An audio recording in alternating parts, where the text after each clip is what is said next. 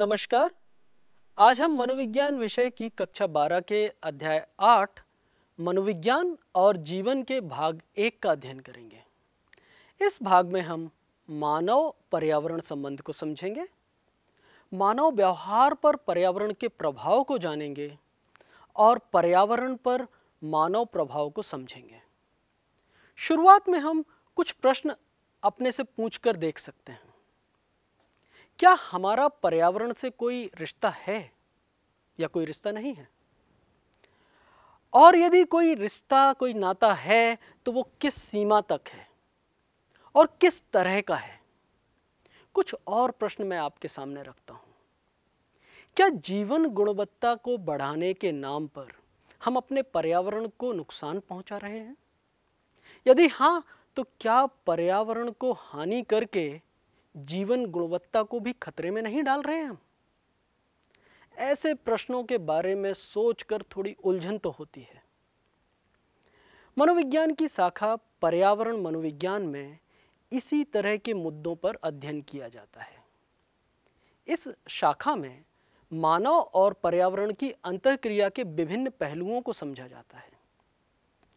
अध्ययन में प्राकृतिक पर्यावरण तथा निर्मित पर्यावरण, प्राकृतिक पर्यावरण जैसा कि नाम से ही स्पष्ट है, ऐसा पर्यावरण जिसमें मनुष्य का हस्तक्षेप नहीं था।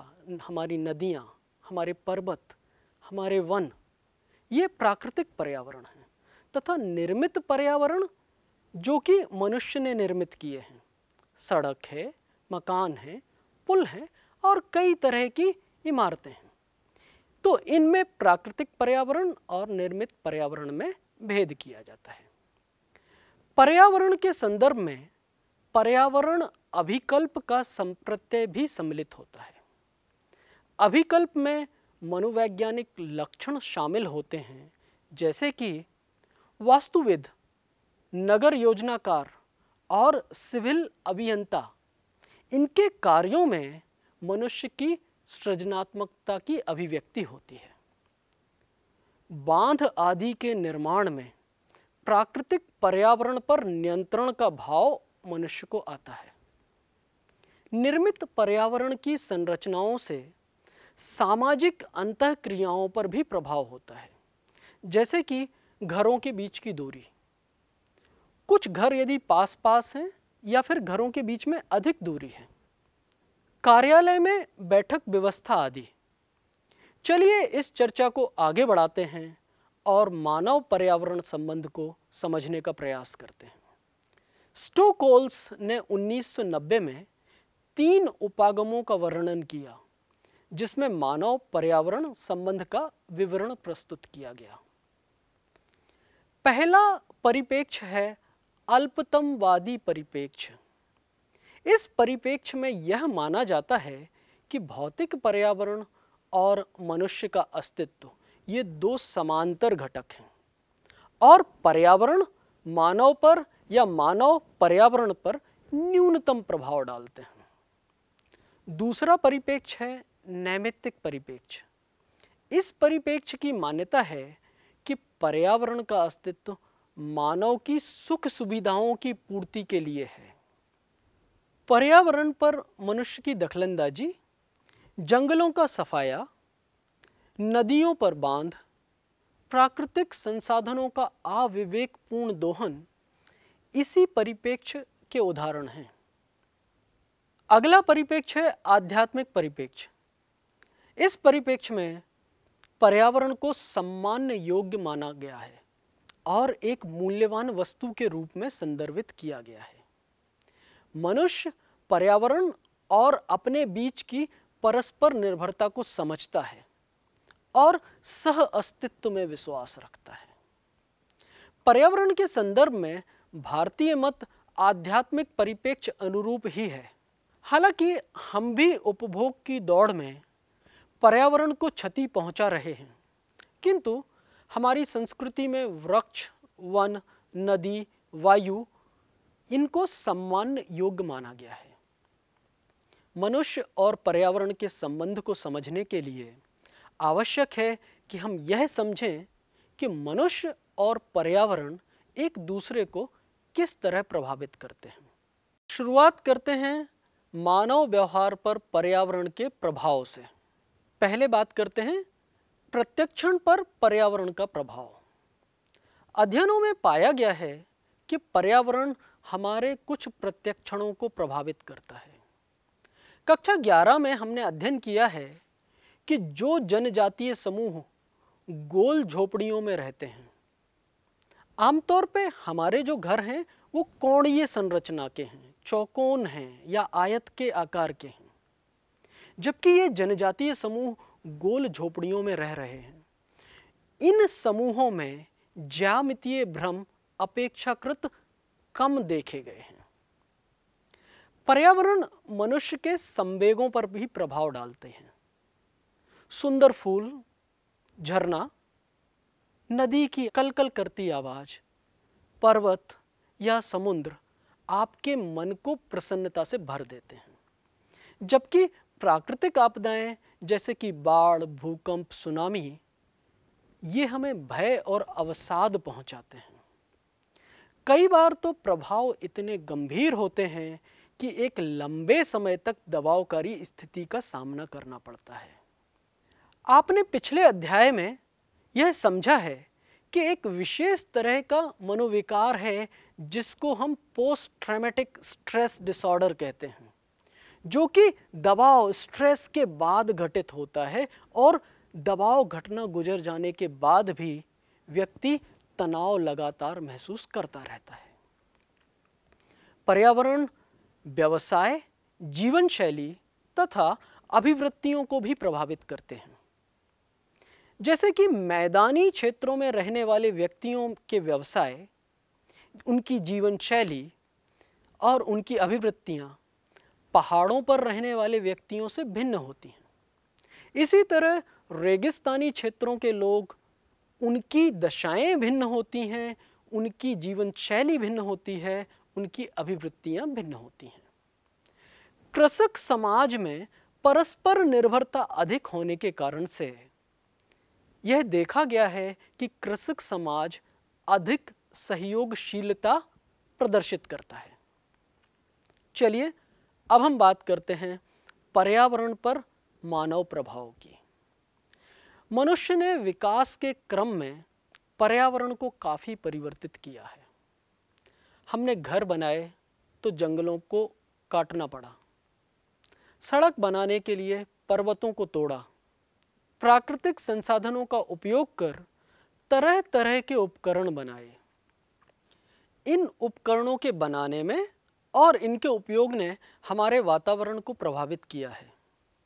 घरों में इस्तेमाल होने वाले फ्रिज या फिर वातानुकूलक एसी के उपयोग से निकलने वाली गैस पर्यावरण के लिए हानिकारक है। हमारे आवागमन के साधन वायु को प्रदूषित कर रहे हैं। हमारी नई जीवन शैली अधिक कचरा उत्पन्न कर रही है। सारे कार्यों के पीछे एक ही तर्क है, हम जीवन गुणवत्ता में सुधार करने के लिए सारे निर्माण कर रहे हैं। लेकिन यह देखना भी आवश्यक है कि बढ़ता हुआ शोर, बढ़ता हुआ प्रदूषण, बढ़ती हुई भीड़ और प्राकृतिक आपदाएं हमारे लिए दबावकारी अनुभव उत्पन्न कर रहे हैं। मनुष्य ने पर्यावरण को प्रभावित किया और बदले में परिवर्तित पर्यावरण मनुष्य पर और अधिक प्रभाव डाल रहा है। चलिए शोर, प्रदूषण और भीड़, इनके प्रभाव को समझते हैं। सबसे पहले बात करते हैं शोर की। कोई भी ध्वनि जो चिड़चिड़ाहट उत्पन्न करे या फिर अप्रिय लगे, उसे शोर कहते हैं। शोर कार्य निष्पादन, भावदशा और संज्ञानात्मक प्रकारों को प्रभावित करता है। शोर के कारण एकाग्रता में कमी से न सिर्फ कार्य प्रभावित होते हैं, बल्कि शोर के भावनात्मक प्रभाव भी होते हैं। कार्य निष्पादन पर शोर के प्रभाव उसकी 3 विशेषताओं द्वारा निर्धारित होते हैं। पहली तीव्रता, दूसरा भविष्य कथनीयता और तीसरी नियंत्रणीयता। शोर पर किए गए अध्ययन बताते हैं कि शोर तीव्र हो या धीमा, सरल कार्यों के निष्पादन पर असर नहीं डालता। व्यक्ति शोर का आदी होकर अपने काम को करता रहता है। अत्यंत रुचिकर कार्य में संलग्नता में भी शोर प्रभाव नहीं डालता, क्योंकि आपका सारा ध्यान अपने रुचिकर कार्य को संपादित करने पर केंद्रित रहता है। जब शोर अचानक से आता है, उसमें भविष्य कथनीयता ना हो, तब शोर ज़्यादा बाधा डालता है। इस तरह का शोर लगातार चलने वाले शोर की तुलना में अधिक बाधाकारी होता है।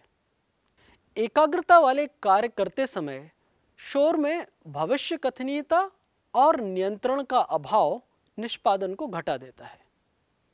जब शोर सहन करना या उसका नियंत्रण व्यक्ति के पास हो तो त्रुटियां कम होती हैं। अनियंत्रणीय शोर मानसिक स्वास्थ्य को भी प्रभावित करता है। चलिए अब हम बात करते हैं प्रदूषण की।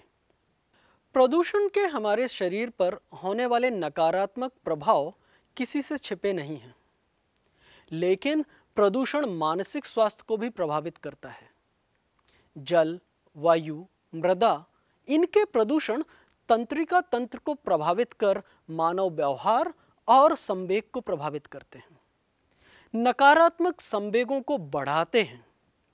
व्यक्ति की कार्य कुशलता में कमी आती है और कार्य में रुचि कम होने लगती है।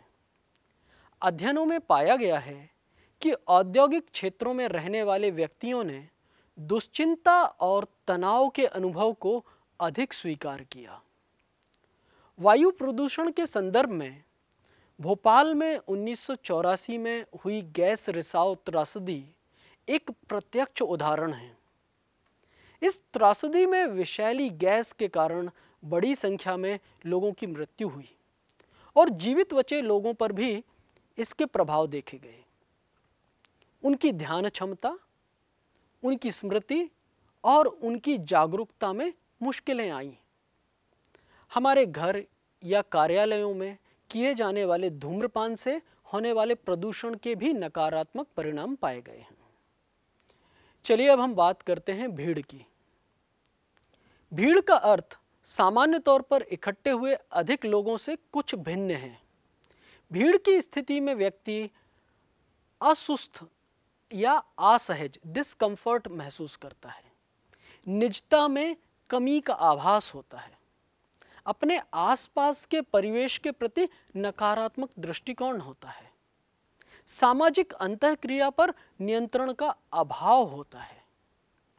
अधिक घनत्व होना मात्र भीड़ कहलाने या असहज भाव के लिए पर्याप्त नहीं है।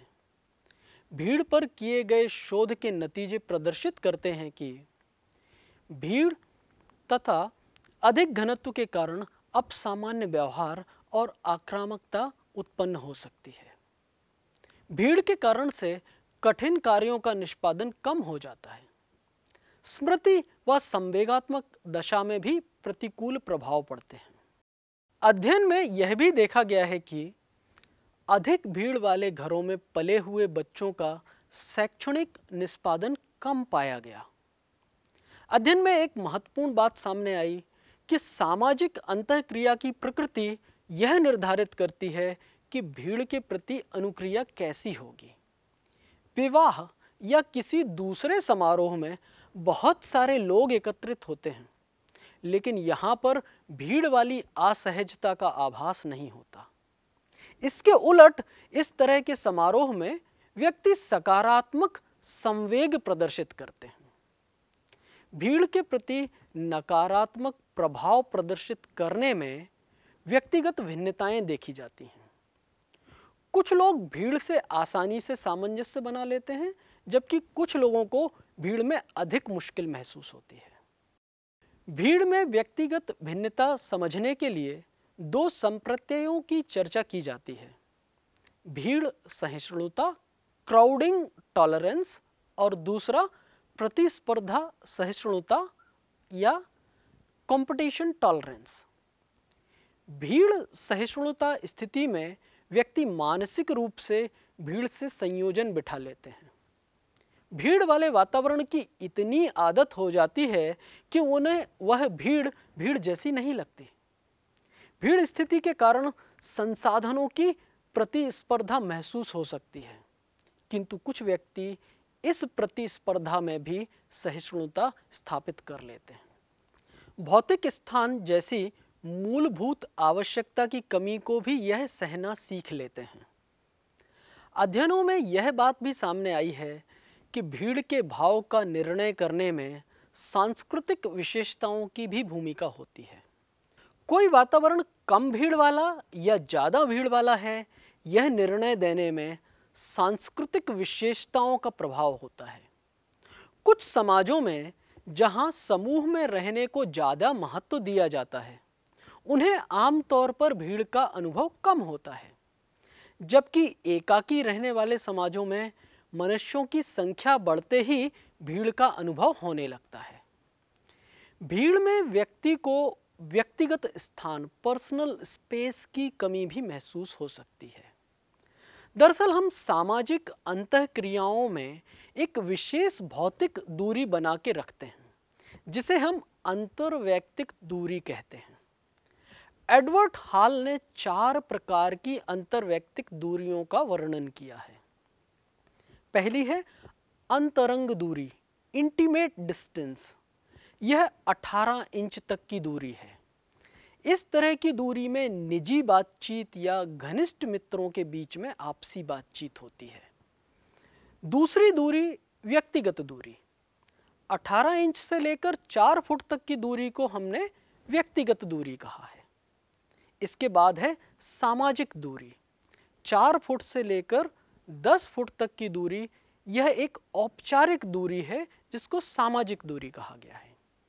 इसके बाद है सार्वजनिक दूरी, 10 फुट से अनंत तक इसका विस्तार हो सकता है। इसको हम सार्वजनिक सभाओं के रूप में भी देख सकते हैं। अंतर्वैयक्तिक दूरी को समझने के लिए एक गतिविधि करके देखते हैं। स्क्रीन पर दिख रहे 3 रेखा चित्र कुछ लोगों को दिखाइए। उनको बताइए कि X स्थान पर पहले से कोई व्यक्ति बैठा हुआ है, तो आप इस रेखा चित्र में किस स्थान पर बैठना चाहेंगे और उस स्थान को P से अंकित कर दें। अब इस गतिविधि को दूसरे रूप से करिए। मान लीजिए कि आ रेखा चित्र में बैठा व्यक्ति X आपका मित्र है और कैंटीन में बैठकर चाय पी रहा है, तो आप कहाँ बैठना पसंद करेंगे? बा रेखा चित्र में बैठे व्यक्ति X को आप ठीक से नहीं जानते, तब आप कहाँ बैठना चाहेंगे? रेखा चित्र सा में बैठा व्यक्ति आपका प्रतिस्पर्धी है, तो आप कहाँ बैठना चाहेंगे? अब व्यक्तियों के बैठने के स्थान की स्थिति बदल सकती है। बैठने की स्थिति से हम संबंधों का अंदाजा लगाते हैं।